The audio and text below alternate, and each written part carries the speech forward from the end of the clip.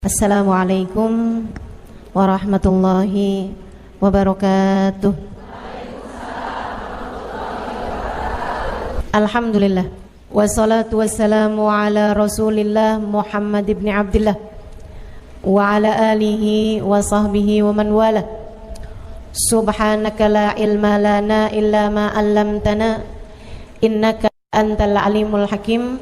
Rabbi syrah li sadri wa yassir li amri wahlul 'uqdatan min lisani yafqahu qawli, amma ba'du.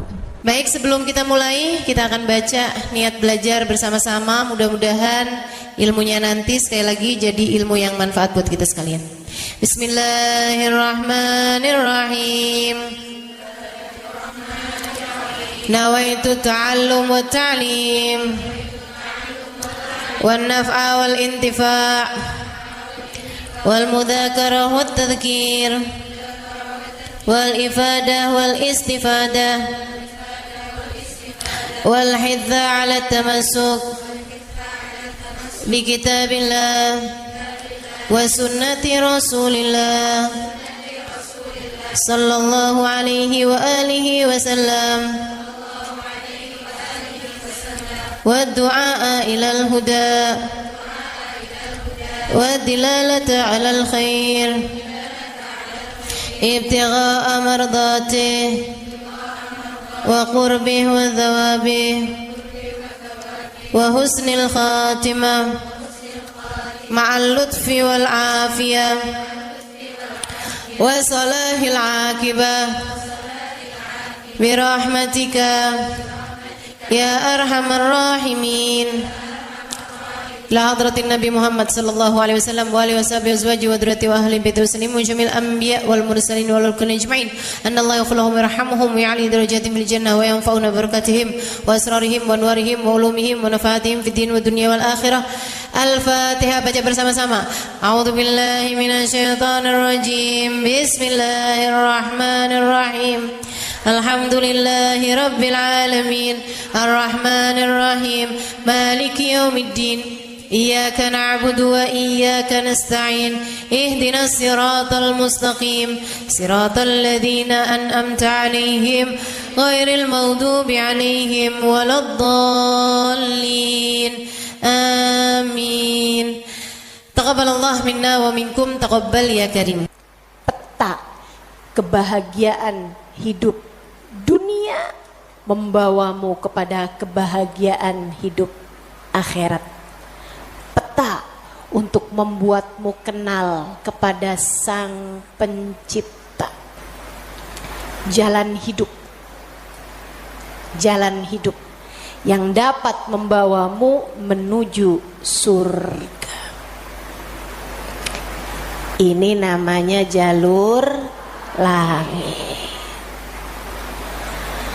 Yang paling rugi yang gak mau ngikutin peta ini. Yang paling sukses yang jalan hidupnya mengikuti peta ini, mengikuti jalur langit ini. Karenanya adik-adik, ibu-ibu, saudariku sekalian yang saya muliakan, izinkan saya di kajian pada siang hari ini menyampaikan padamu tentang bagaimana cara kita menempuh perjalanan menuju Allah Subhanahu wa ta'ala lewat jalur langitnya. Biar gak sumpek hidupmu di dunia, biar matimu husnul khotimah, biar di akhirat nanti dapat masuk surga. Bukankah itu yang kamu mau? Bukankah itu yang kamu inginkan? Adik-adik, bukankah itu adalah cita-citamu? Betul? Bahagia di dunia, mati husnul khotimah, di akhirat masuk surga. Adakah keinginan lebih tinggi daripada itu? Adakah cita-cita lebih mulia daripada itu? Enggak ada. Mesti menempuh jalur langitnya. Karena surga adanya di langit. Karena segala kebaikan-kebaikan turun dari alam langitnya Allah Subhanahu wa taala menuju ke alam dunia ini.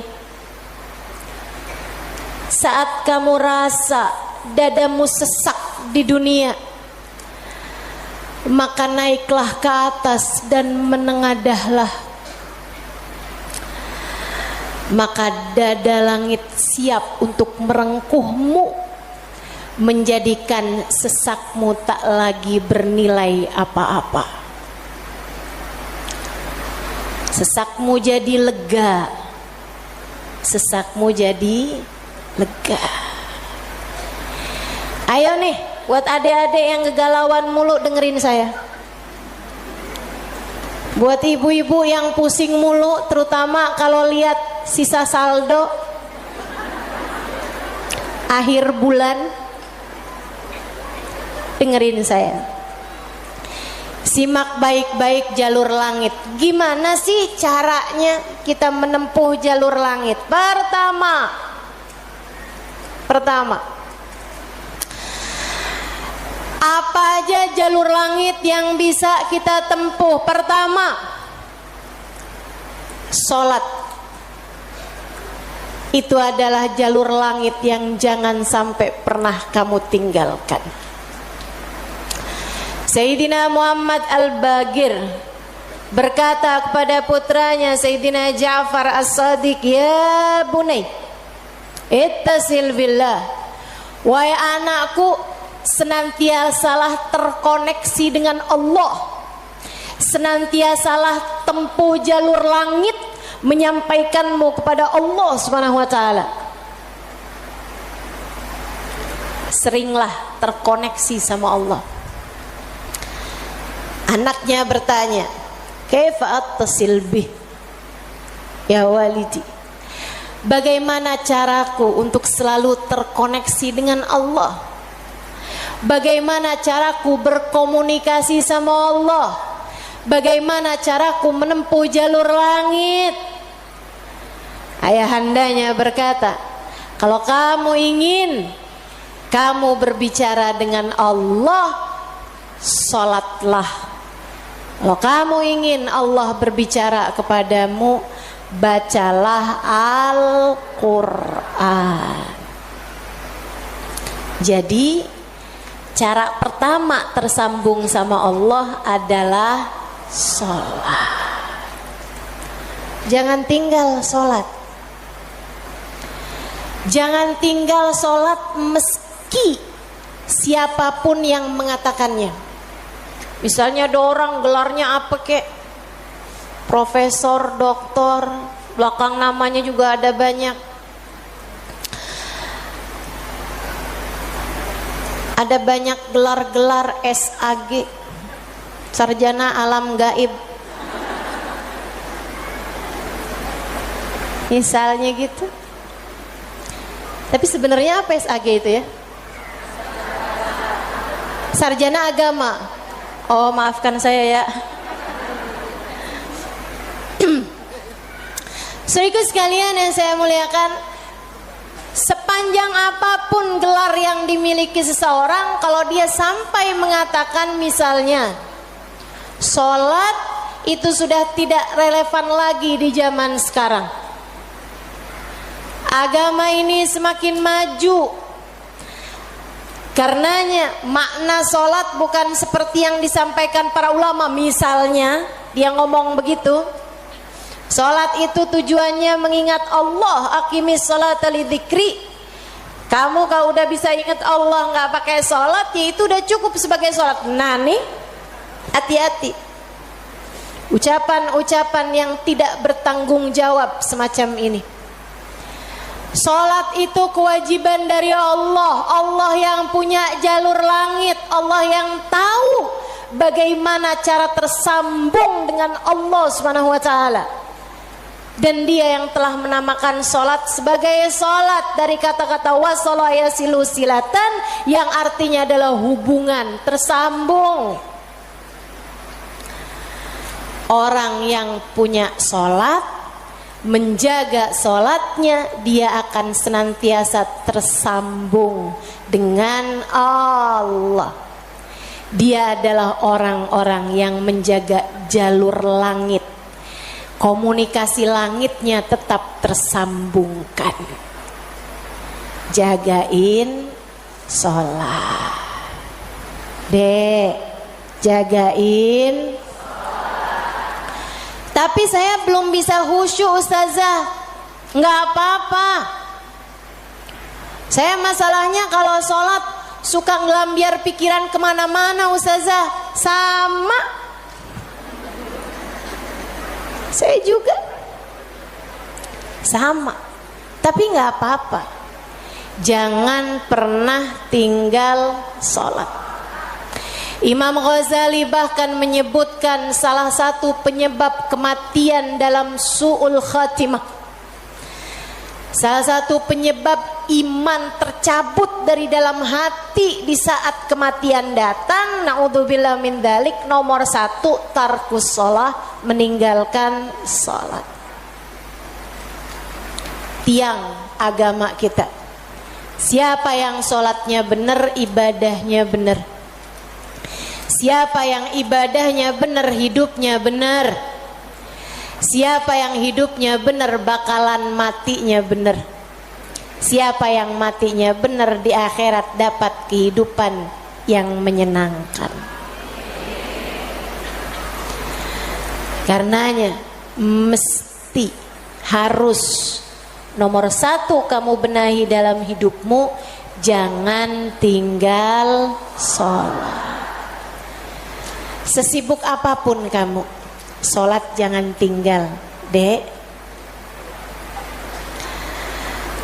Sedang mengerjakan aktivitas penting semacam apapun, sholat jangan pernah tinggal, Bu.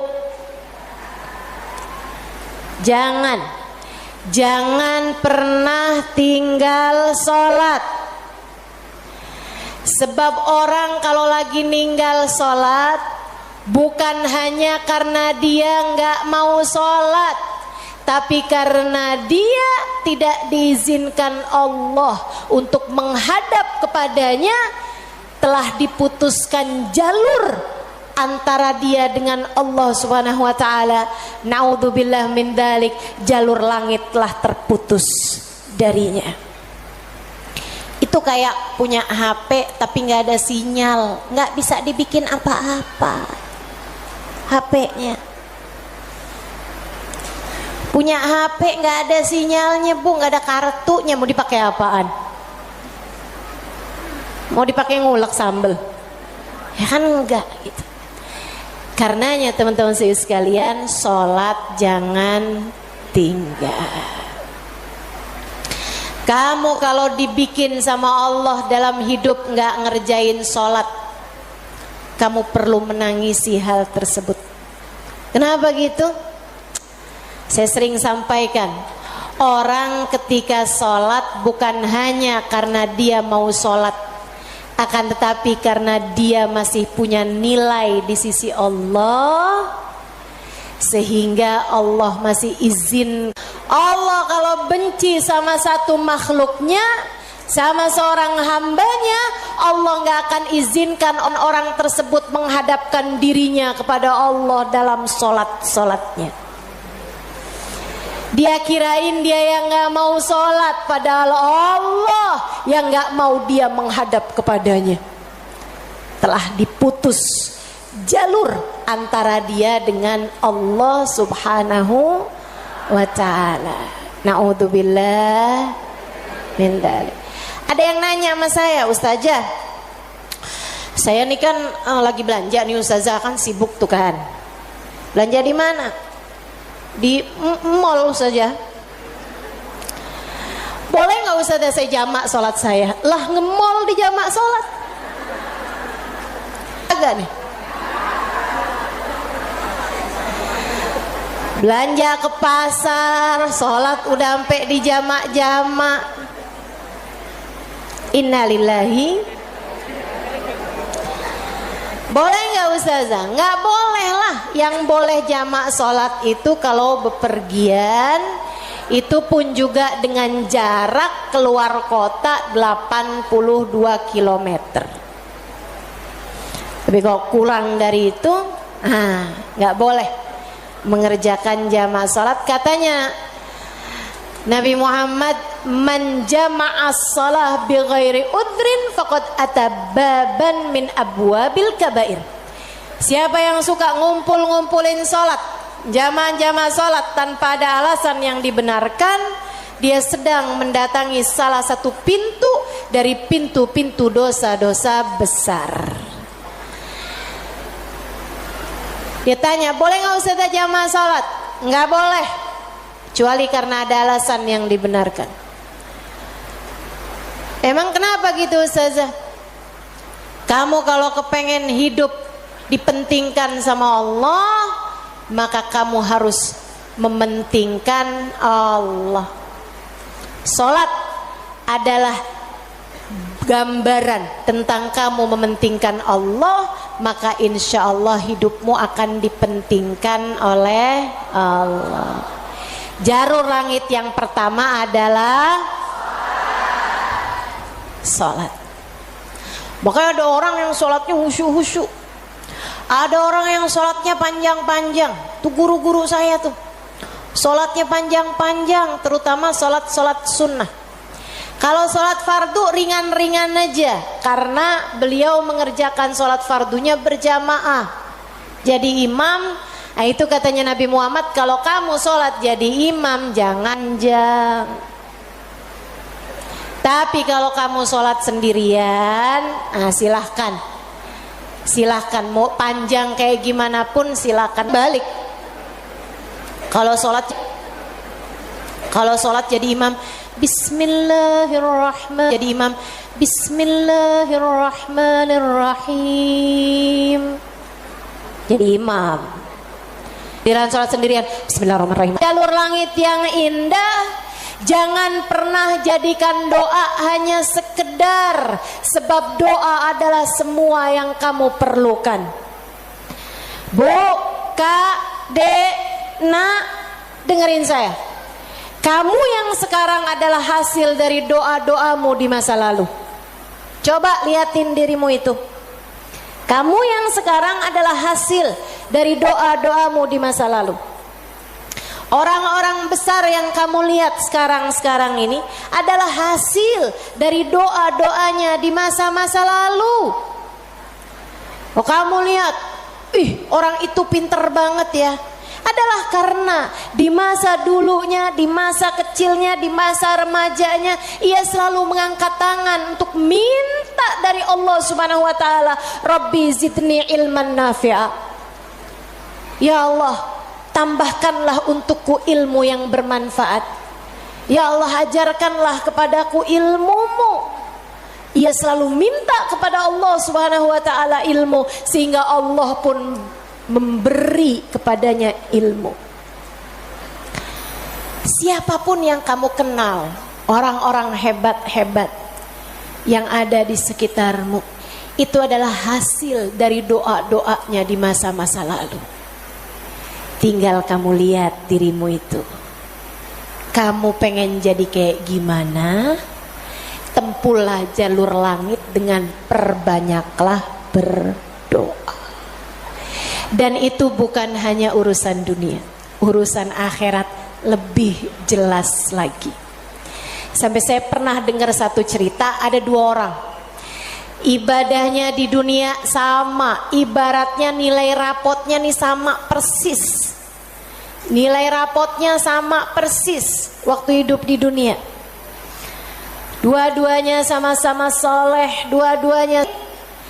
Akan tapi yang satu dimasukkan ke dalam surga, kan ke surga Firdausul A'la yang paling tinggi. Yang dinaikkan di surga yang bawahnya, dia protes, ya Rob, dia nilainya sama loh sama saya. Kenapa kok dia dikasih surga yang paling atas sementara saya di surga yang bawahnya? Walaupun surga tuh biar kata di emperan enak. Tapi ya masa kamu mau minta surga yang emperan? Saudara sekalian, hadir majelis aja di emperan gak enak, apalagi di surga. Dia tanya sama Allah, ya Allah, kenapa kami berdua nilainya sama, tapi dia dinaikkan di surga Firdaus yang paling tinggi sementara saya. Itu sebabnya Nabi Muhammad mengatakan, idza sa'altumul jannah fas'alu al-firdausal a'la. Kalau kalian lagi minta surga, jangan tanggung-tanggung, mintalah surga Firdaus yang paling tinggi. Gitu. Doa deh, doa, jangan ditinggal. Doa, doa, perlu banget. Kamu harus sering-sering doa. Ustadzah, doa yang paling bagus apa? Lah doa itu urusan minta kok. Maka mintalah sesuai dengan apa yang kamu mau. Saya punya cerita indah yang diceritakan oleh salah satu guru saya beberapa bulan yang lalu ketika kedatangan beliau ke Indonesia. Namanya Hubabah Syarifah bintul Habib Muhammad bin Abdul Haddar. Beliau datang dari Sewun, Hadramaut, Yaman. Saya menjadi penterjemah beliau kala itu, jadi saya ingat betul kisahnya. Salah satu dari kisah yang beliau ceritakan, kata beliau, ada seorang ibu-ibu datang kepada ayahanda saya. Ayahandanya seorang ulama terkemuka, namanya Habib Muhammad bin Abdullah Al-Haddar, guru dari guru saya, guru dari guru-guru saya, sekaligus ayah dari guru-guru saya. Ayahandanya Hubabah Syarifah, ayahandanya Hubabah Nur, ayahanda Hubabah Maryam. Habib Muhammad bin Abdullah Al-Haddar, pemilik Ribat Bayda di kota Bayda, Yaman sana itu. Sehingga sekalian, beliau seorang pendakwah, seorang yang mustajabud dakwah, yang doanya mustajab. Satu waktu ada seorang ibu datang dalam keadaan menangis terisak-isak kepada ayahandanya di saat Hubabah Syarifah sedang ada di sisi ayahandanya. Ibu tersebut bilang, Habib, tolong doakan anak saya, Bib. Anak saya bandel sekali, Bib. Saya susah banget. Ajakin dia sholat susah, ajakin dia kerjain kebaikan susah. Anaknya bandel, nggak mau denger apa kata saya. Tolong saya, Bib, doakan anak saya, apa yang harus saya lakukan. Beliau kemudian berkata, Bu, ibu kepengen anak ibu jadi anak yang soleh. Iya, Bib, pengen banget, Bib. Ibu, doa seorang ibu untuk anaknya setara doa Nabi bagi umatnya. Maka doamu untuk anakmu lebih mustajab daripada doa siapapun untuk anakmu. Saya bisa bantu kamu buat doa, mintakan kepada Allah Subhanahu wa taala, akan tetapi doamu tentu lebih mustajab daripada doa saya untuk anakmu. Ibu dengerin, Bu. Jadi gimana saya, Bib? Ibu bangun di waktu malam, ibu tahajud beberapa rakaat, kemudian seperti kamu menangis di hadapan saya untuk minta anakmu didoakan oleh saya, menangis pulalah di hadapan Allah. Sampaikan kepada Allah apa yang kamu sampaikan kepadaku, atau apa yang ingin agar saya sampaikan kepada Allah tentang anakmu, sampaikan pula itu kepada Allah Subhanahu wa taala. Baik, Bib, pulang dikerjain. Nah, itu perempuan kalau solehah gitu tuh, kalau dengar kebaikan, sami'na, saya dengar, kemudian saya patuhi. Ini yang dengar di sini juga insya Allah seperti itu. Apa yang didapat pada hari ini semoga dapat diamalkan. Yang pertama tadi jangan tinggal. Yang kedua tadi barusan ini perbanyak jalur langit. Dia pun mengerjakannya, bangun di waktu malam nangis, ya Allah tolong liatin anak saya, kesianin anak saya ya Allah, solehkan dia ya Allah. Tolong pandang anak saya dengan pandangan kasih sayangmu ya Allah. Saya gak ngerti cara melakukannya ya Allah. Seperti mana engkau telah menjadikan anak-anak dari hamba-hambamu yang saleh salehah. Kau jaga mereka, jaga pulalah anakku ya Allah. Jauhkan dari segala dosa-dosa, jauhkan dari segala kejahatan-kejahatan. Tolong jaga anak saya ya Allah. Terus didoain anaknya, didoain anak, didoain anaknya. Malam demi malam, malam demi malam. Dan Bu, Kak, Dek, Nak, doa itu bukan instan. Doa itu tidak seperti kamu nyeplok telur sekarang mateng sekarang, enggak gitu. Enggak gitu. Doa itu Allah mau lihat kesungguhan hatimu dalam meminta. Perlu waktu yang sering kali tidak sebentar. Sebab Allah mau melihat kesungguh-sungguhanmu. Karenanya kalau doamu belum diijabah, jangan menyerah. Dek, kalau doamu belum diijabah, jangan nyerah. Kamu masih sangat mungkin untuk diijabah doamu selagi kamu tidak berhenti berdoa. Ingat-ingat ucapan saya. Kamu masih sangat mungkin untuk diijabah doamu itu selagi kamu tidak berhenti berdoa.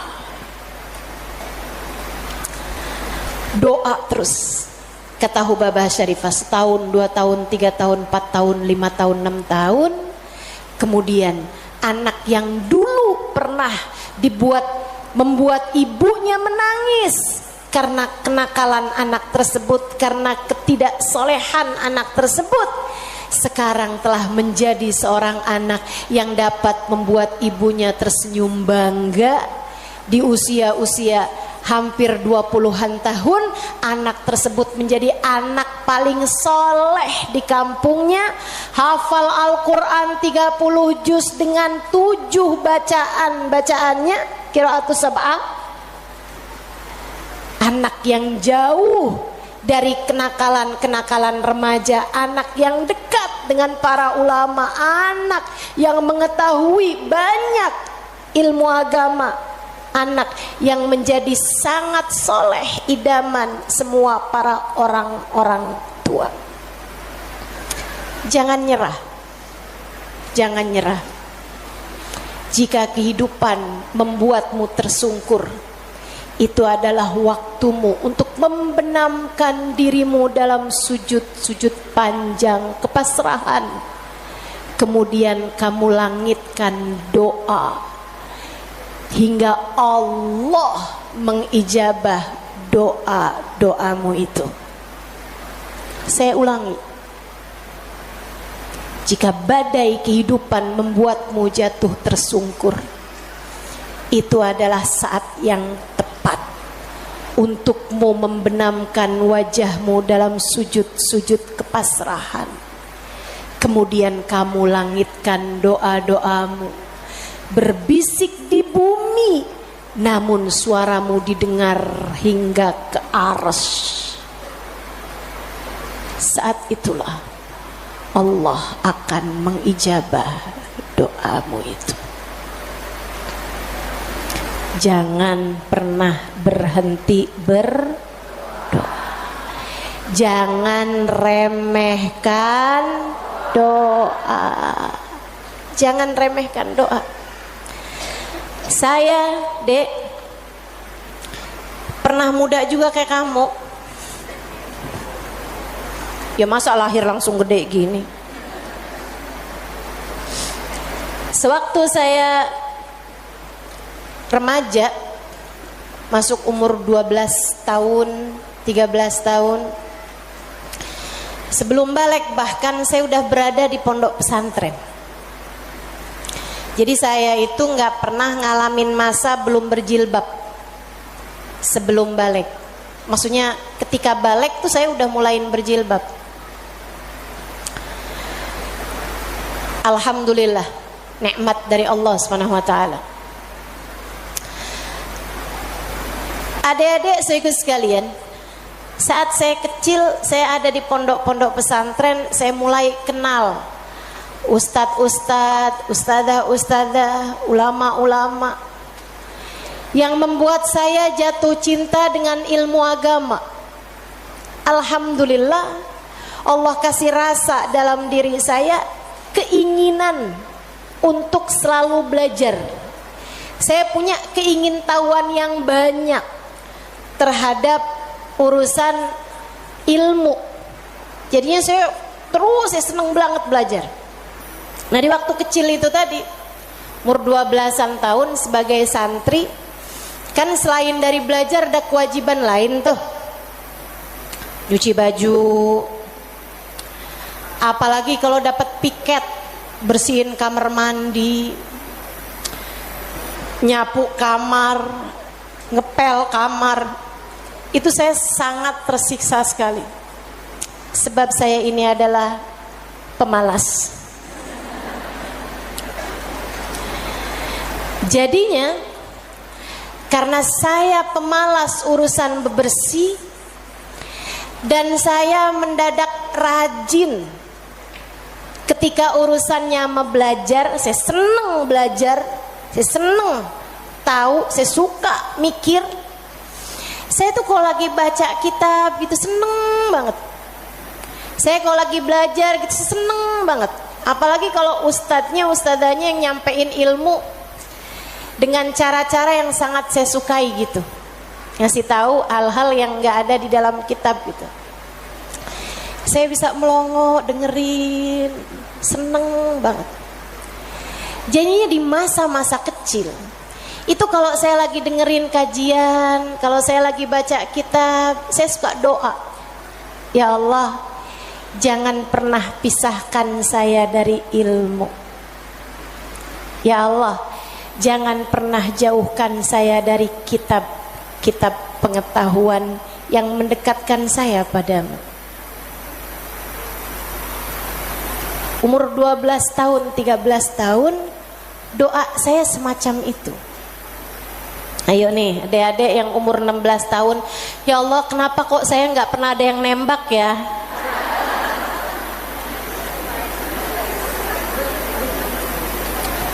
Kata Allah, ya karena aku sayang padamu, karena aku berkehendak untuk menjagamu gitu. Ini malah dipertanyakan, saya kurang cakep apa ya? Kok nggak ada yang naksir sama saya gitu? Siapa kek, tukang kebun, satpam sekolah? Jangan ya dek, jangan. Kalau kakak kelas boleh ustazah, jangan juga. Jangan pacaran. Adik-adik saudaraku sekalian, sebaliknya ketika saya mulain, kalau saya lagi nyapu, saya lagi nyuci baju, apalagi kalau saya udah mulain harus nyikat kamar mandi, rasanya saya keberatan sekali. Saya sambilan nyikat kamar mandi sambil doa, ya Allah, yang beginian saya nggak usah dikasih dong. Ya Allah, selamatkan saya dari hal-hal yang semacam ini. Alhamdulillah, alhamdulillah. Saya habisnya itu juga mondok-mondok pesantren, tapi bisa dihitung dengan jari waktunya di mana saya harus nyuci baju, di mana saya harus ngepel, di mana harus nyapu gitu. Kayak alhamdulillah, saya punya banyak orang-orang yang mau mengerjakannya buat saya. Alhamdulillah. Allah bakal kasih. Kata Allah Subhanahu wa taala, ud'uni astajib lakum, mintalah kepadaku niscaya akan aku ijabah. Minta, doa, jangan berhenti berdoa. Ayo adik-adik, kamu punya panjang masa depan insya Allah. Umurmu mudah-mudahan masih tersisa panjang insya Allah. Jangan sesali dengan di masa tua kamu enggak dikasih hal-hal besar dalam kehidupan karena kamu tidak pernah memintanya kepada Allah.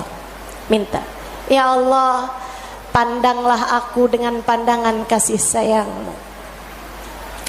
Ya Allah, seperti mana Engkau menjaga hamba-hamba-Mu yang soleh-solehah, tolong jaga saya juga ya Allah.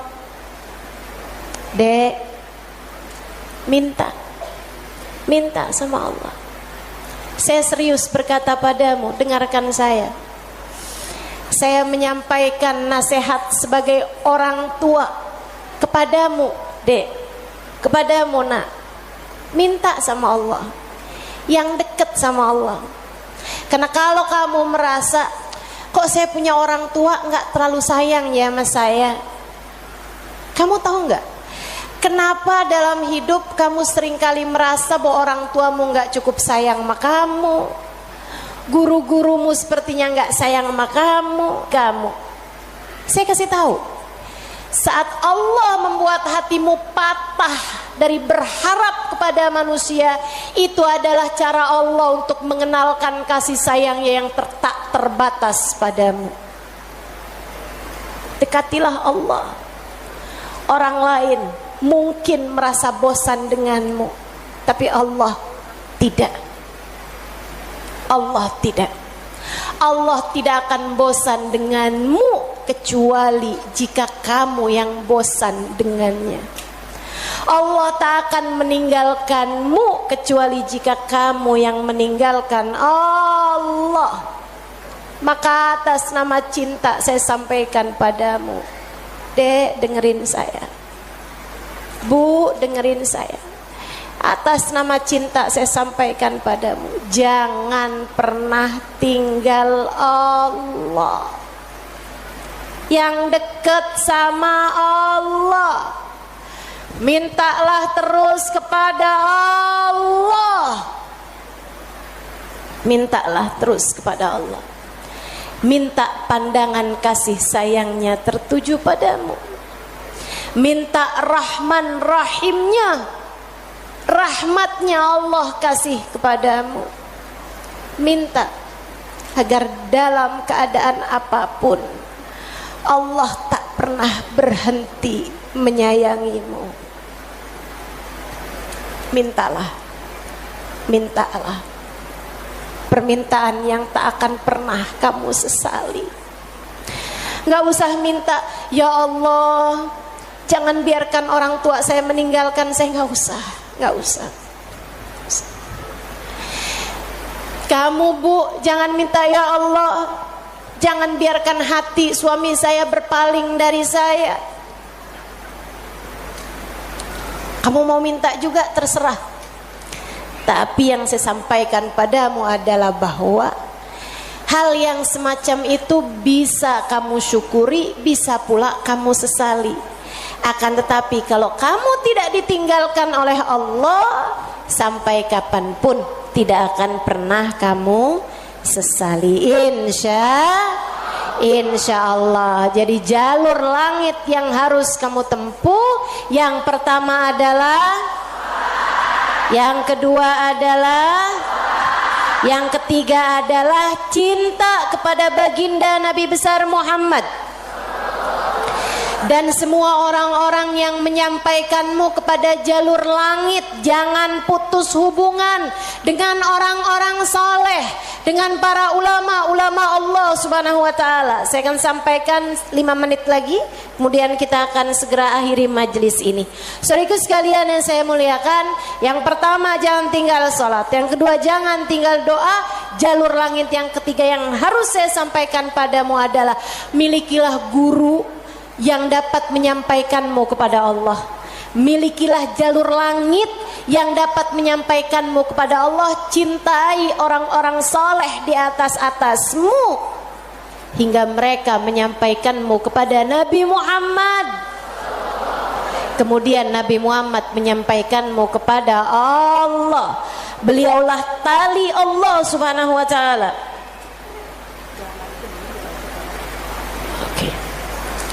Beliaulah tali Allah Subhanahu wa taala yang terbentang kepada kita sekalian. Mudah-mudahan Allah Subhanahu wa taala senantiasa menyampaikan kita kepada Allah Subhanahu wa taala lewat jalur langit yang benar, jalurnya baginda kita Nabi besar Muhammad sallallahu alaihi wa ala alihi wasallam, manusia yang paling penuh kasih kepadamu. Andai kamu tahu seperti apa sayangnya Nabi Muhammad kepadamu, niscaya air matamu akan senantiasa meleleh karena rindu padanya.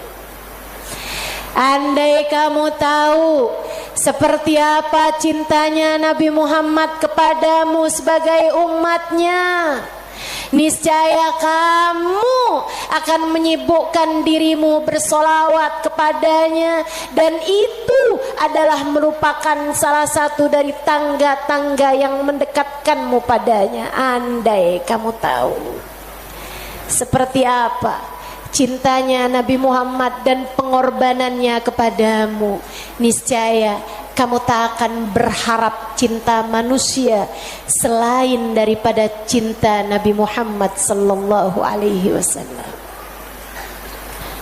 Maka 3 jalur langit ini kalau kamu tempuh, kamu tidak akan pernah tersesat jalan. Kamu akan sampai di tujuan. Peta kehidupannya menjadi terbaca, dan kamu akan melangkah tanpa keraguan. Jika 3 jalur langit ini kamu tempuh, dari sholat tidak ada yang kamu tinggal, dan kamu tambahi dengan ibadah-ibadah sholat-sholat sunnah pula, terutamanya di keheningan malam, di sepertiga malam yang terakhir. Juga doa. Dalam keadaan apapun kamu memperbanyak berdoa. Saat kamu bersama dengan orang-orang saleh, saat kamu duduk di majelis-majelis ilmu adalah saat yang begitu indah untuk kamu berdoa, meminta kepada Allah Subhanahu wa taala jalla jalaluhu wa ta'ala azamatu. Kamu jadikan doa tidak hanya sekedar, melainkan semua yang kamu perlukan. Kemudian besar cintamu kepada baginda Nabi besar Muhammad sallallahu alaihi wasallam, maka itulah 3 dari rahasia jalur langit yang dapat saya sampaikan kepadamu. Jika ketiganya benar-benar kamu amalkan hingga kamu mendapatinya dalam kehidupan, niscaya kamu akan sampai di tujuan. Bahagia hidup di dunia, mati dalam husnul khatimah. Di akhirat kamu akan diperkenankan masuk ke dalam surga tanpa hisab, tanpa adab, birahmatika ya arhamar rahimin wa bijudika ya ajwadal ajwadin innahu waliyu dzalika wal qadir alaih. Kita akan baca doa. Nih ya, baru saja saya diberitahu oleh panitia bahwa doa maulidnya belum dibaca. Kita akan baca doa maulidnya sambil kita memohon kepada Allah. Semoga Allah Subhanahu wa taala mendekatkan kita dengannya insyaallah, dan mendekatkan kita dengan baginda kita Nabi besar Muhammad sallallahu alaihi wasallam. Allahumma salli wa sallim wa barik alaihi wa ala alihi sallallahu alaihi. Alhamdulillahi Rabbil Alamin. Allahumma salli wa sallim ala Sayyidina Muhammadin wa ala alihi wa sahbihi ajma'in. Wa laqad ashartu lin'ati man awsafuhu tuhyil quluba tuhayyijul asjana. Wallahu qad adna alayhi fama yusawil qawlu minna wa yakunu tanana. Lakinna hubban bisarairi qad alimati safwati rabbina wa ahadana. وإذ امتزجنا بالمودة ها هنا نرفع أيدي فقرنا ورجانا بالواحد الأحد العلي إلهنا متوسلين بمن إليه دعانا مختاره وحبيبه وصفيه زين الوجود به الإله حبانا يا ربنا يا ربنا يا ربنا بالمصطفى اقبلنا أجب دعوانا أنت لنا يا دخرنا في هذه الدنيا وفي أخرانا أصلح لنا الأحوال واغفر ذنبنا ولا تؤاخذ ربي إن أخطأنا واسلك بنا في نهج طه المصطفى ثبت على قدم الحبيب خطانا أرنا بفضل منك طلعة أحمد في بهجة عين الرضا ترعانا واربط به في كل حال حبلنا وحبال من ود ومن والانا المحسنين ومن أجاب نداءنا وذوي الحقوق وطالبا أوصانا الحاضرين وسعيا في جمعنا نحن بين يديك أنت ترانا ولقد رجوناك فحقق سؤلنا واسمع بفضلك يا سميع دعانا وانصر بنا سنة طه في بقاء الأرض واجمع كل من عادانا وانظر إلينا واسكنا كأس الهنا واشفي وعاف عاجلا مرضانا واقض لنا الحاجات. Silakan sebutkan hajat masing-masing. Assalamualaikum warahmatullahi wabarakatuh.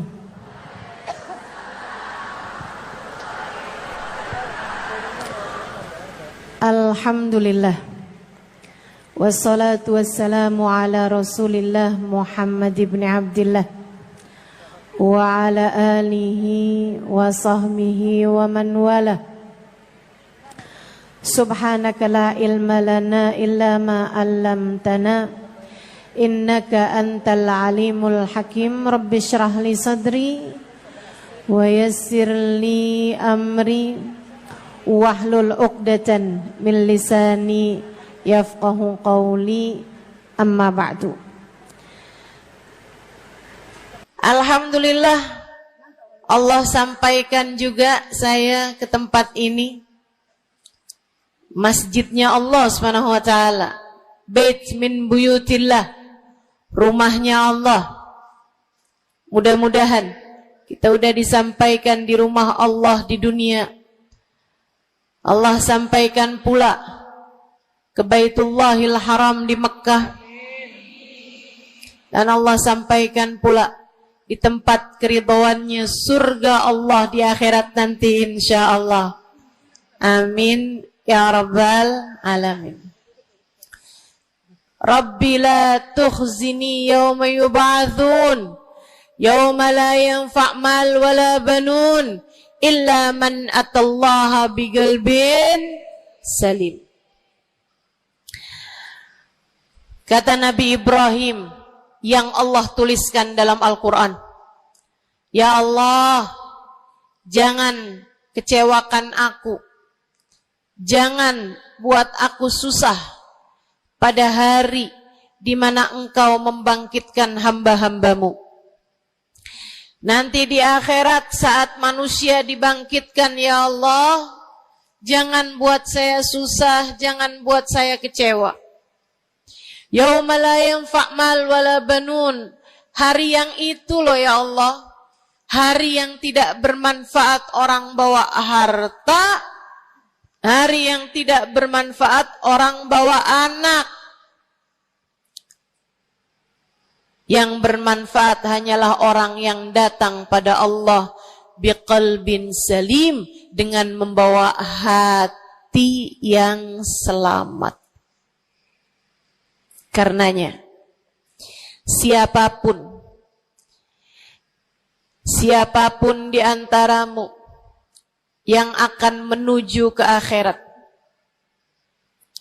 semua dari kita menuju ke akhirat, Siapapun di antaramu yang kepengen di hari akhiratnya nanti menjadi orang yang tidak susah, menjadi orang yang tidak sedih, menjadi orang yang tidak kecewa, menjadi orang yang tidak ketakutan, menjadi orang yang berhasil. Siapa di antaramu yang kepengen di hari akhiratnya nanti berbahagia, bersukacita? Siapa yang kepengen di hari akhiratnya nanti bergembira? Pastikan saat-saat ini, saat hidupmu di dunia ini, pastikan kamu sedang menuju kepada keselamatan hati. Hatimu selamatkan. Hatimu selamatkan, teman-teman. Hatimu selamatkan.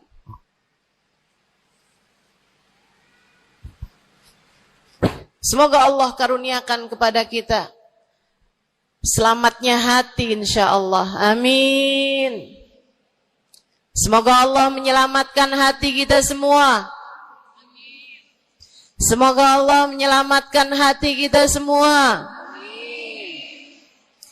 Nabi kita Muhammad menyebutkan dalam salah satu hadisnya,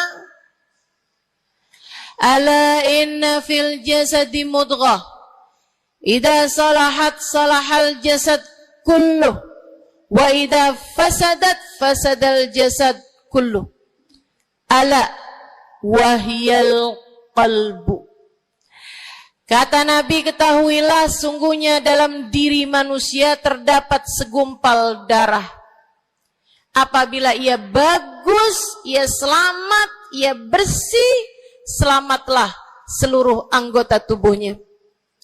Apabila ia rusak, ia hancur, ia gelap, ia mati, maka hancur pulalah seluruh anggota tubuhnya.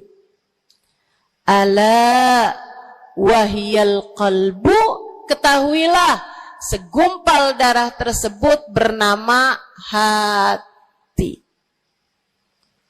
Maka bu, ka, de, na, ne, banyak nenek-nenek di sini.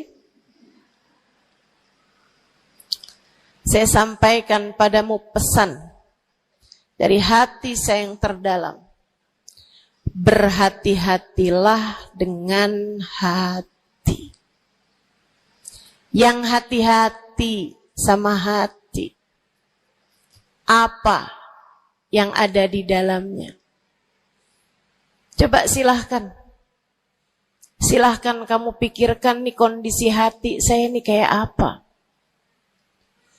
Kita kalau badan lebih gampang ngerasainnya.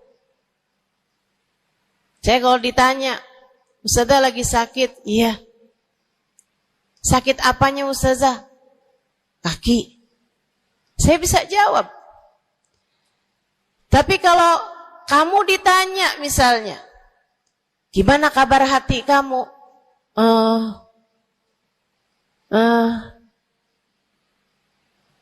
Gimana kabar hatimu? Sehatkah? Sakitkah? Atau bahkan sakaratul maut? Hatimu bercahayakah? Gelapkah? Atau bahkan mati? Bagaimana kabar hatimu, teman-teman? Bagaimana kabar hatimu? Innallaha la yanzur, kata Nabi Muhammad dalam hadis yang lain. Innallaha la yanzur ila suwarikum wala ila absyarikum, walakin yanzur ila qulubikum. Sungguhnya Allah tidak melihat kepada badan kalian. Allah tidak melihat kepada warna kulit kalian. Allah nggak peduli hidung kamu mancung ataukah pesek. Allah nggak peduli kulit wajahmu mulus ataukah berjerawat. Allah nggak peduli kamu tinggi ataukah pendek. Allah nggak peduli warna kulitmu semacam apa. Yang Allah Subhanahu wa taala lihat, yang Allah Subhanahu wa taala perhatikan adalah hatimu. Adakah ia mulus? Adakah ia penuh dengan penyakit-penyakit? Yang Allah pandang darimu adalah hatimu. Nih, sekarang saat kamu duduk sama rata di tempat ini, teman-teman. Meskipun ada yang lebih tinggi, ada yang lebih rendah, tapi kita duduk nih sama-sama di tempat ini nih. Nilaimu di mata Allah bukan seberapa dekat jarak antaramu dengan saya. Nilaimu di mata Allah bahkan bukan bergantung dari jam berapa kamu datang. Ketika kamu sama rata duduk di tempat ini, yang Allah pandang darimu adalah hatimu. Sedang berada di manakah saat ini? Yang duduk di tempat ini sembari mikirin ntar pulang enaknya makan apa ya?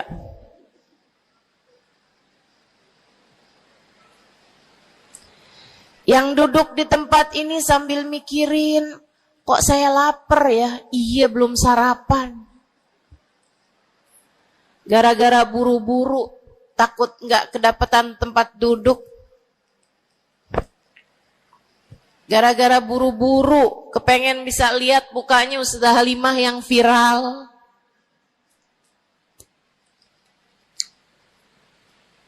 Hatimu. Allah melihat darimu, nilaimu di hadapan Allah. Nilaimu di hadapan Allah saat ini bukan bergantung dari seberapa awal kamu datang, bukan bergantung pada hal-hal yang lainnya, akan tetapi yang Allah lihat darimu adalah hatimu. Adakah Allah di dalamnya? Adakah Allah di dalamnya? Adakah Allah di dalamnya? Pun demikian dengan kamu saat sholat, pun demikian saat kamu sedang sedekah. Semuanya masalah hati, teman-teman. Semua masalah hati. Kata guru saya Sayyidil Habib Umar bin Hafid, al-madar kullal madar fi salahil gulub. Urusan segala urusan, sumber segala macam urusan, dasar segala macam urusan ada pada bagusnya hati. Kalau udah hatinya bagus, bagus semuanya. Kalau udah hatinya busuk, busuklah semuanya. Semoga Allah selamatkan kita dari busuknya hati. Semoga Allah selamatkan kita dari busuknya hati. Amin ya Rabbal Alamin. Dunia, akhirat, masalah semuanya ada pada hati. Karenanya yuk kita bahas gimana sih caranya nyelamatin hati. Yang pertama, kalau kamu pengen tahu caranya nyelamatin hatimu, yang pertama,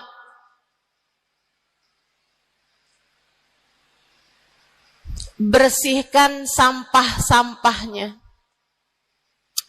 Nih, kamu mau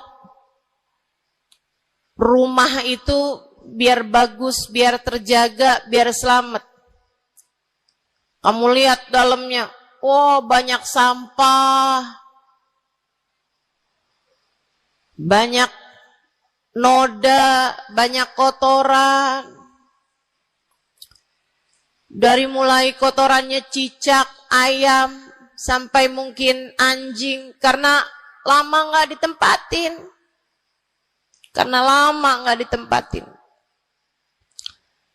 Ada banyak di antara kita yang kondisi hatinya semacam itu. Sampah begitu banyak dalam hatinya. Ada banyak di antara kita umat Islam yang kondisi hatinya semacam itu. Begitu banyak sampah di dalam hatinya tersebut. Semoga Allah selamatkan semuanya. Amin. Maka hal pertama, kalau kamu kepengen punya hati yang selamat, yang nomor satu adalah bersihkan hatimu dari semua sampahnya, keluarin. Apa sampahnya hati? Dosa-dosa yang telah kamu lakukan. Idza aznabal abd nakat fi qalbihi nuqtah sauda. Kata baginda kita Nabi besar Muhammad, idza aznabal abd, ketika seorang hamba mengerjakan dosa, tertorehlah di dalam hatinya satu titik hitam. Sampahnya hati. Kamu tiap kali bikin dosa, dosa apa aja? Bukan hanya dosa besar, zina, bukan hanya dosa besar, minum minuman keras atau narkoba, bukan hanya dosa besar, judi atau riba, bukan hanya dosa-dosa besar.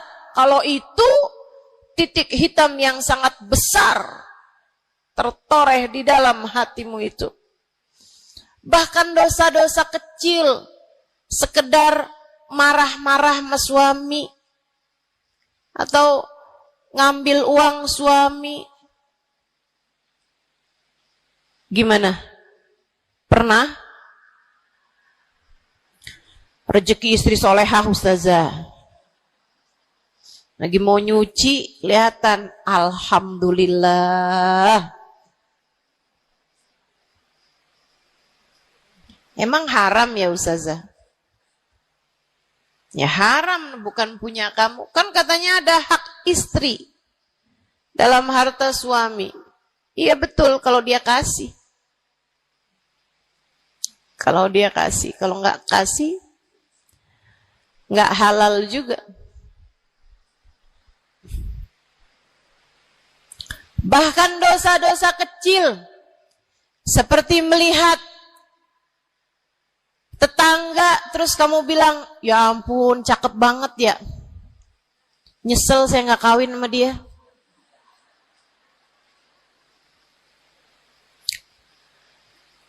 Dosa.